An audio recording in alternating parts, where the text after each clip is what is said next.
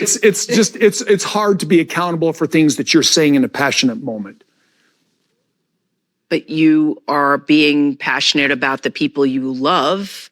Well, let's see what the clip's about. You guys, something huge happened on Sister Wives, and it wasn't from one of the wives slamming the door or walking out for good.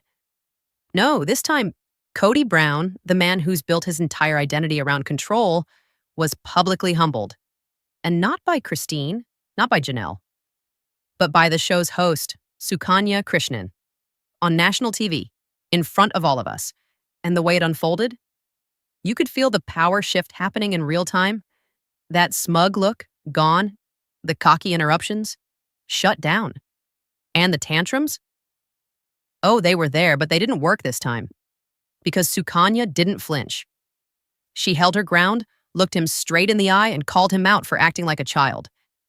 And y'all, Cody, the same guy who's tried to steamroll his family for over a decade, could barely get a word in without looking completely thrown.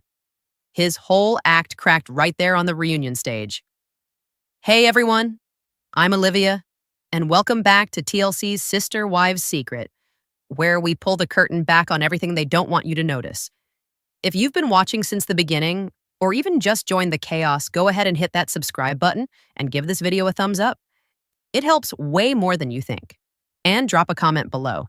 Did you feel the shift in power the moment Suki checked Cody? Because I did, and we need to talk about it. This isn't just a story about family drama. It's about women who finally stopped playing nice. And it starts with Cody losing control, not just in private, but right there in front of America. To understand how we even got to this moment, the moment Cody Brown started losing his grip, we have to go back. Cody wasn't just the father figure of Sister Wives. For years, he was the center of a family that revolved around his rules, his emotions, and let's be real, his ego. He built his identity around this idea of unity and love and shared faith. But what we saw, that was control masked as leadership. From the early seasons, Cody positioned himself as the spiritual head of the family. But what played out on screen didn't feel balanced. It wasn't long before viewers started noticing the cracks, how Mary, Christine, and Janelle were constantly left trying to earn his attention, while Robin, the fourth and newest wife, seemed to get the version of Cody no one else had access to. The emotional availability, the gifts, the holidays, the protection, it was obvious and it hurt. Christine said it first. She felt like a basement wife. That wasn't just emotional. She literally said she lived in the basement. Meanwhile, Robin and Cody had their own house, their own bubble. And every time one of the other wives questioned his decisions, they were labeled as disloyal, difficult, ungrateful. But what Cody didn't seem to realize was that the more he tightened his grip, the more these women started slipping through his fingers. He kept trying to run the family like a business, using fear, guilt, and favoritism to stay in charge. But eventually, people stop begging for scraps, and they start walking out the door. And now, the very power he tried to protect is gone. Because what we're seeing now isn't just about one wife leaving, it's about an entire system collapsing from the inside. Now let's talk about the moment that had everyone holding their breath, because Cody didn't just lash out at one of his wives this time. He turned that same energy on someone who wasn't having it. During the season 19 tell-all, in front of the cameras, the audience, and a national platform, Cody tried to pull his same old tricks on none other than Sukanya Krishnan, the show's host. And it backfired. Hard. When Suki pressed him with questions, honest, direct ones, he didn't like it. You could see it in his body language, the squirming, the smirking, the fake laughter that always comes out when he's cornered. Then, in a moment that honestly shocked a lot of viewers, Cody leaned in and said, "I could silence you if I wanted to." Just like that. No smile could soften the threat in those words, but Suki, she didn't blink. She didn't flinch. She hit him right back, cool, calm, and firm, with the now iconic line, "Or you could stop acting like a baby and have a grown-up conversation like the rest of us." The silence that followed was deafening, and Cody, for once, didn't have a comeback. He just sat there, stunned, letting out this weird, nervous laugh like he couldn't believe someone had actually stood up to him without backing down. This wasn't just good television. This was something real. For the first time, someone outside his family exposed him on his own stage, and he had nowhere to run. Disastrous clash with Suki. Another truth bomb hit the stage. And this time, it came from someone who had once been his quietest supporter. Janelle Brown, calm, measured, always the voice of reason in the chaos. But what she said during the tell-all wasn't soft or polite or wrapped in diplomacy. It was devastatingly clear. She called Cody a failure. And not just once. She said it out loud with conviction. A failure, not just as a husband, but as the spiritual leader he claimed to be. A failure as the man who was supposed to hold this family together. And honestly, you could hear the air change in the room. Because Janelle has never been the dramatic one. She's the one who always kept the peace, who made things work behind the scenes. So for her to speak that truth, you knew it wasn't coming from bitterness. It was coming from experience. Janelle laid it bare. She said Cody didn't fulfill the role of a man in a plural marriage. He didn't lead with fairness. He didn't show up equally for each wife. Instead, he built walls, played favorites, and then blamed everyone else when the family began to fall apart. And what hit the hardest? She said she no longer wants a relationship with him or Robin. Not now, not ever. She's done pretending.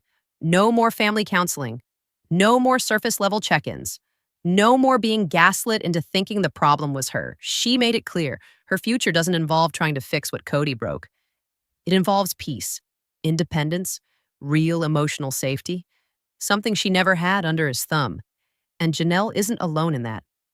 When she spoke, it wasn't just her voice. It was the voice of so many women inside and outside that family who've spent years walking on eggshells, trying to hold a house together while the man at the center kept blowing holes through the foundation. This wasn't just about moving on, it was about setting hard, healthy, public boundaries, and doing it without apology. And Cody?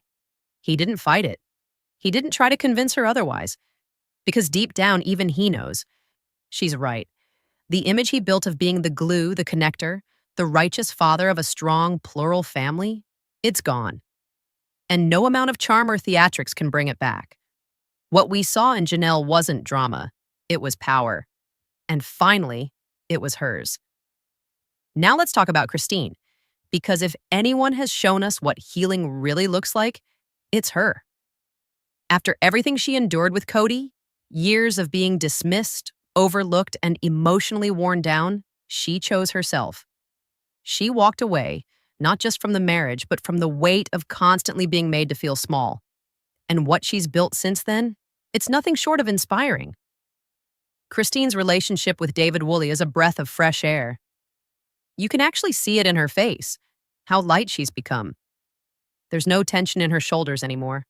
No sadness behind the smile. Just real joy. A soft, steady kind of peace. David isn't just her new partner, he's her safe space. The difference is night and day.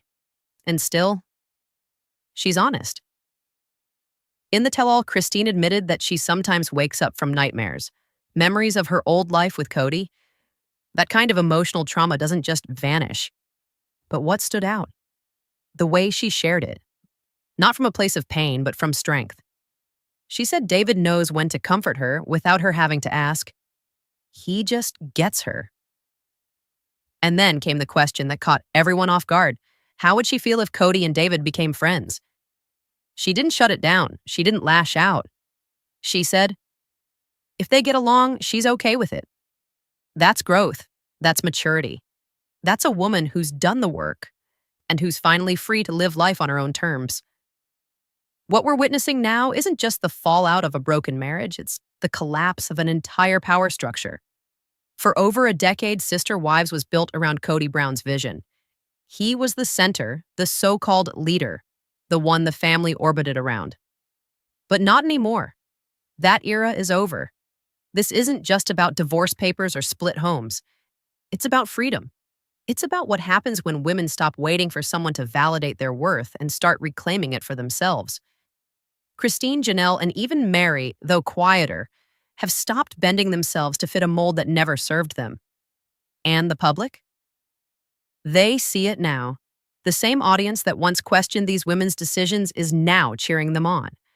Because control disguised as love doesn't hold up forever. And when Kody tried to reassert that control, whether over his wives or a seasoned journalist like Sukanya, it backfired in real time for all to see. This show isn't about Kody's rule anymore. It's about these women finding their strength. It's about truth being spoken without fear. It's about boundaries being drawn in bold, unapologetic lines. Kody didn't just lose a marriage, he lost the narrative. And now, it belongs to the women who lived it.